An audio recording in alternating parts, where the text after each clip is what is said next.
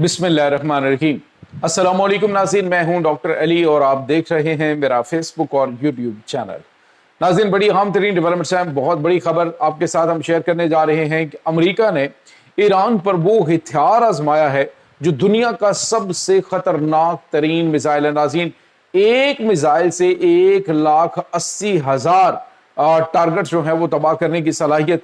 इसकी तमाम तर डिटेल्स, बड़े खौफनाक इंकशाफात हैं कि आपके साथ हम शेयर करेंगे। जबकि दूसरी तरफ अमेरिका ने आज़रबाईजान, इराक, मुत्तहिदा अरब अमारात आस-पास जो खुफिया बेसिस ईरान के खिलाफ कायम की हैं, उसकी भी तफसीलात सामने आ गई हैं, कुछ अहम इंकशाफात हैं।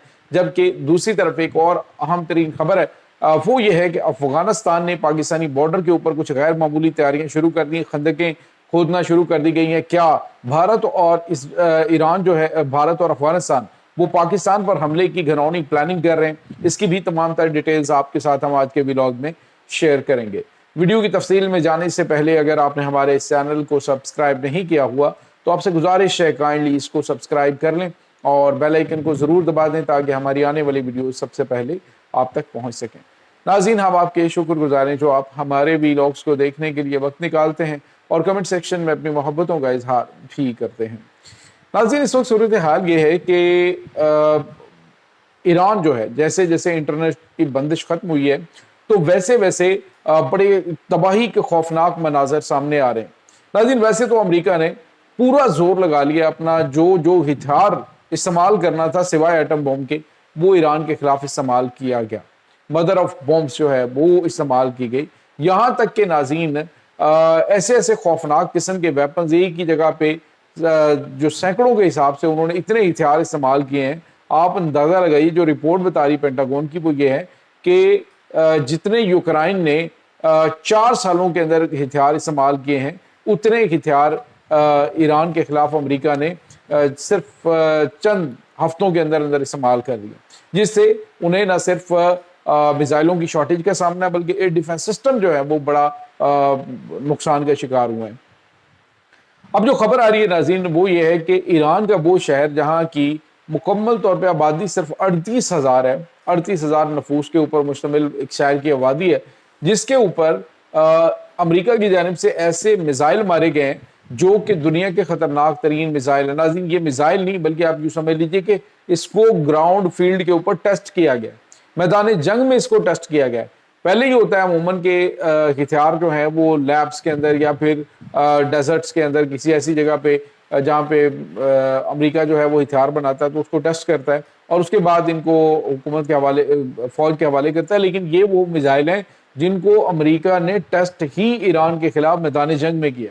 आप अंदाज़ा लगाइए नाज़रीन, इतनी खौफनाक मनाजर जो है वो नज़र आ रहे हैं। सहाफ़ी जॉन हुसैन है, उन्होंने एक वीडियो जो है वो जारी की है जिसमें देखा जा सकता है कि एक मिसाइल जो है उससे 1,80,000 छर्रे निकलते हैं।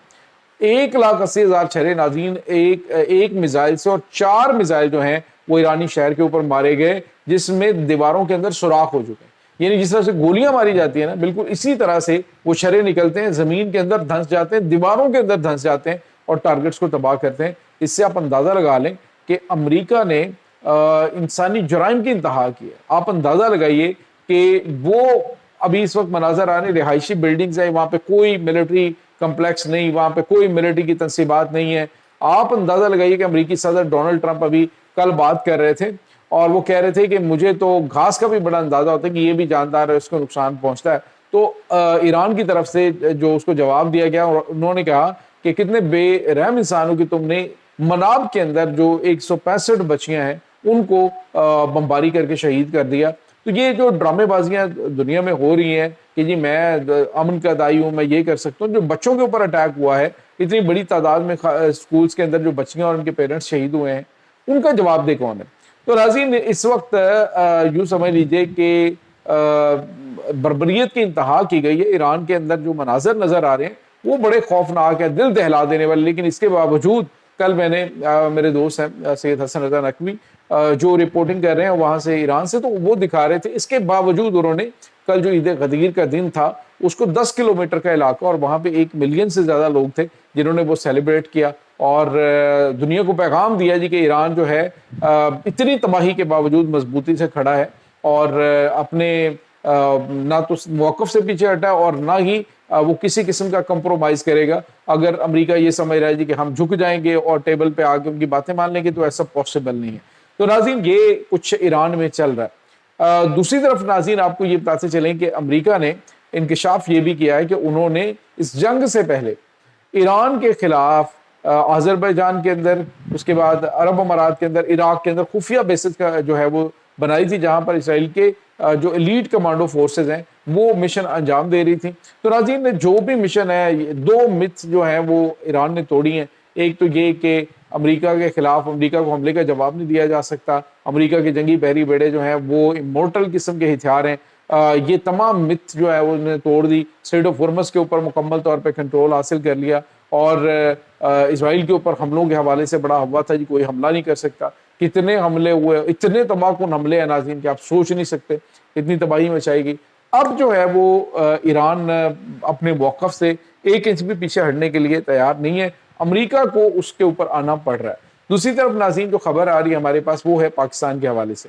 ناظرین پاکستان لگتا ہے کہ اس وقت ملٹیپل محاذوں کے اوپر انگیج کرنے کی تیاریاں ہو رہی ہیں. اس وقت ناظرین افغانستان کے اندر خندقیں جو ہیں وہ پاکستانی بارڈر کے نزدیک افغانستان کے علاقے میں وہ کھودنا شروع کر دی گئی ہیں. سوال یہ پیدا ہوتا ہے کہ آخر یہ جو افغانی ہے، یہ افغان طالبان ہے، یہ خندقیں کیوں کھودنا شروع ہو گئے؟ کیا یہ بڑی جنگ کی تیاری ہے، یا پھر جو بھارت کی جانب سے کہا گیا جی ہم آپریشن سندور 2.0 شروع کرنے جا رہے ہیں، کیا اس میں ان کی معاونت کرنے کے لیے یہ دوسرا محاذ پاکستان کے لیے کھولیں گے؟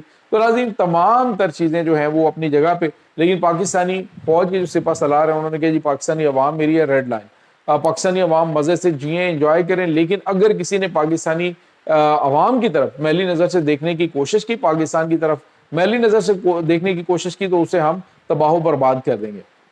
آج ایک بار پھر دفتر خارجہ نے بھارت کو میسج دیا ہے کہ یہ جو ہائیبرڈ وارفیئر کا یہ اٹیک ہے، یہ جو بھارت جو انڈس واٹر ٹیریٹری کو یک طرفہ طور پہ معطل کر کے تو دریائے بیاس میں پانی ڈالنے کی کوشش کر رہا ہے، تو انہوں نے کہا کہ یہ اگر ایکٹ آف وار ہے، اگر آپ یہ سمجھتے ہیں کہ آپ یہ جو ہائیبرڈ وارفیئر کا اٹیک پاکستان کے اوپر کریں گے تو پاکستان آرام سے بیٹھے گا، خاموشی سے دیکھتا رہے گا. پاکستان نے واضح طور پہ کہا ہے ہم اس کا جواب دیں گے، اور ایسا جواب دیں گے کہ پھر یہ جو تیاریاں شیاریاں یہ کسی قابل نہیں رہیں گی.